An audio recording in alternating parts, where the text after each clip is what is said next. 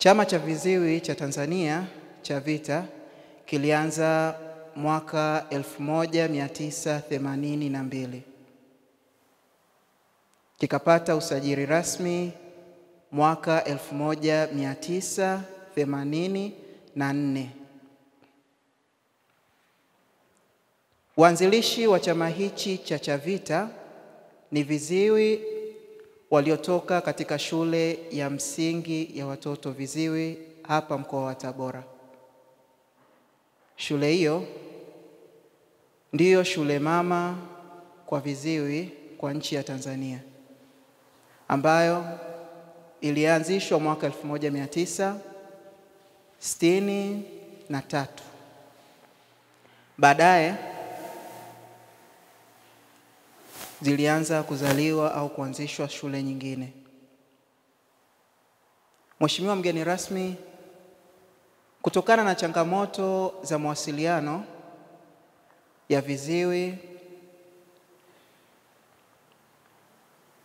tukaanza kutafuta utatuzi wa changamoto hizo katika mawasiliano. Tukaona njia rahisi ya kutatua changamoto hizi ni kwa kutumia wakalimani wa lugha ya alama, ambao ndiyo hao unaowaona ambao waliopo mbele yako. Mheshimiwa mgeni rasmi, programu hii ya ukalimani imeanza au ilianzishwa mwaka 2020 hapa Tabora.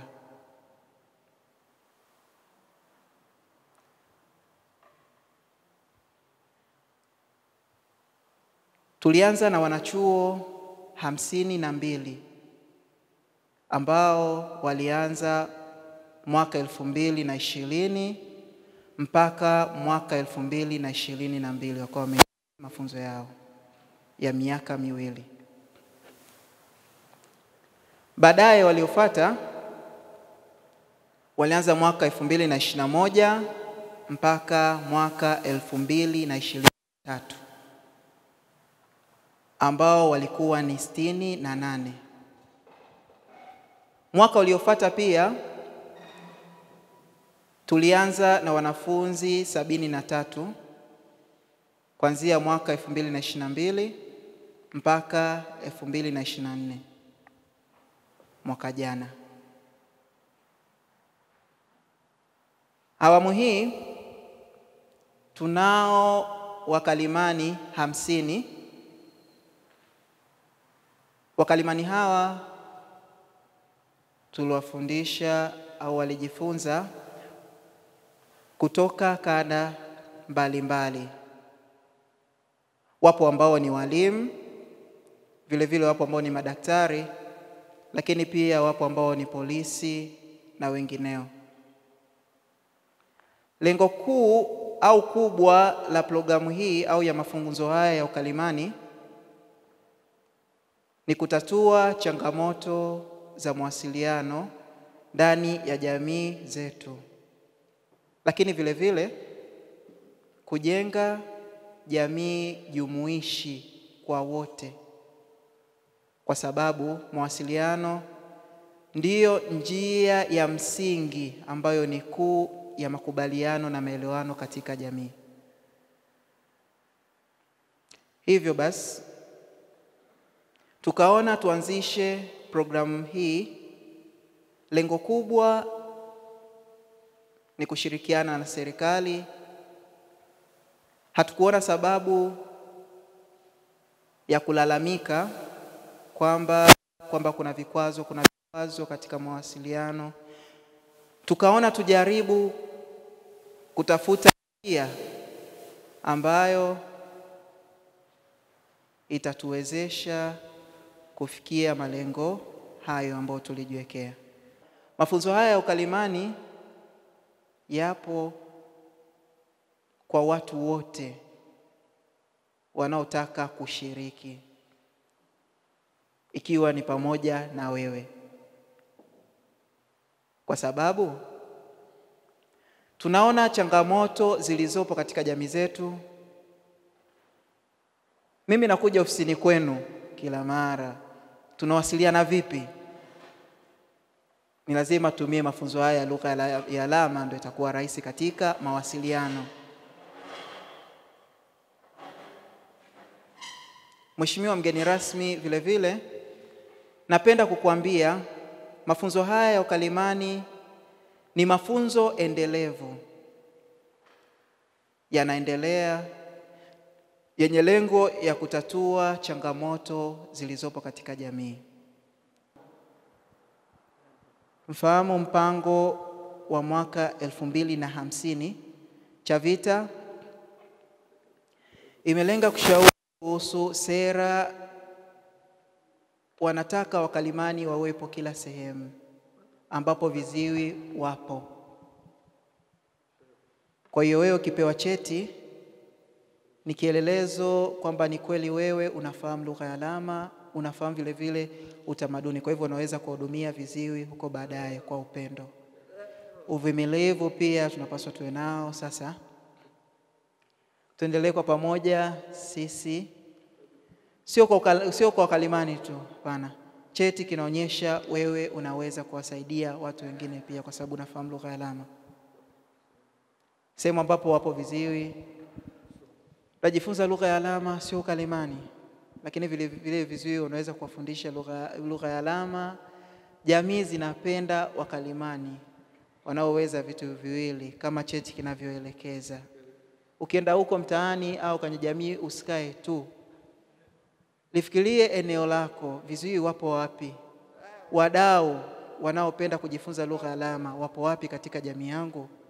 Fanya kazi, kwa sababu sisi wote bado ni vijana. Ukikaa tu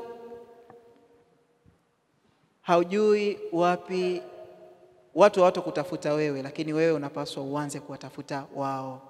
Lugha hii ya alama ni muhimu kwa watoa huduma mbalimbali katika serikali, lakini pia taasisi binafsi, kwa sababu tunapata wanaohitaji katika jamii zetu. Kuna makundi kama nilivyosema, makundi mbalimbali, kwa makundi maalum, ikiwemo na kundi hili la viziwi. Kwa hiyo lugha hii ya alama ni muhimu kwa watumishi wa taasisi za serikali, lakini pia kwa watumishi wa taasisi za umma na binafsi.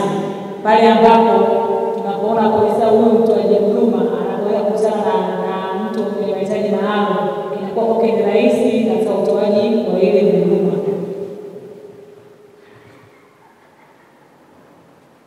Pia kuna ahadi ya kazi. Sisi kama serikali ya mkoa wa Tabora kuhakikisha kwamba watumishi wetu wa serikali katika taasisi zetu mbalimbali kuwa na wataalamu wa alama.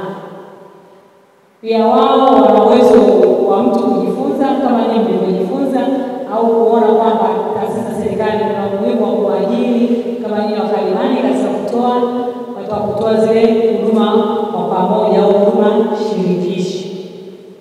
Mwanajamii ambaye ana mahitaji maalum anahitaji kupata huduma sio tu hospitalini, lakini pia kama tunavyojua kuna watu wa mahakama, kuna polisi, anaenda kuwasiliana, anawasiliana vipi wale watoaji huduma. Kwa lazima awe mtoa huduma anamuelewa kwa lugha ya alama, au kwa mkalimani ambaye anatafsiri lugha ya alama. Lakini pia unaweza kuwa kuna mtafsiri, lakini mwingine sisi tunajua jamii, mfano mtu ambaye ana mahitaji maalum anahitaji kutoa taarifa zake kwa siri. Sio kila taarifa inahitaji kuwa na mtafsiri kwa yule ambaye anataka kupata nini ile huduma. Kwa hiyo ni muhimu sana kwa sisi watumishi wa serikali na taasisi pamoja na mashirika binafsi kuweza kuwa na taaluma hiyo, kwa sababu mtu mwingine anahitaji taarifa zake za siri. Kuna magonjwa mengine ni asili, nataka niongee na daktari. Kuna taarifa zingine nataka nisiripoti kama polisi, ni za siri. Nitahitaji mkalimani, sitahitaji mkalimani, lakini nitahitaji yule mtu sahihi. Kwa majina naitwa Gloria Jones Mapula, ni mtaalamu wa madawa usingizi na ganzi. Nimesukuma sana kujifunza lugha ya viziwi kwa sababu nahudumia sana wagonjwa na mara nyingi nakutana na viziwi. Kwa hiyo hii hapa imenisukuma sana na kuwa na nia ya kujifunza, kwa sababu imenisaidia na pia nimeweza kuwasaidia, na wanafurahi sana kukutana na mtu ambaye anaelewa lugha yao na wanapata huduma nzuri. Kwa jina naitwa Malachisefu Stanley, ni mwanafunzi ambaye nimehitimu leo mafunzo ya lugha ya alama.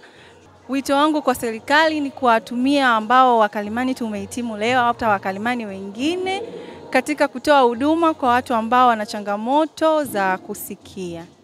Kwa majina naitwa Jafal Selemani, ni mkalimani au ni mhitimu katika darasa la ukalimani ambalo tumemaliza leo.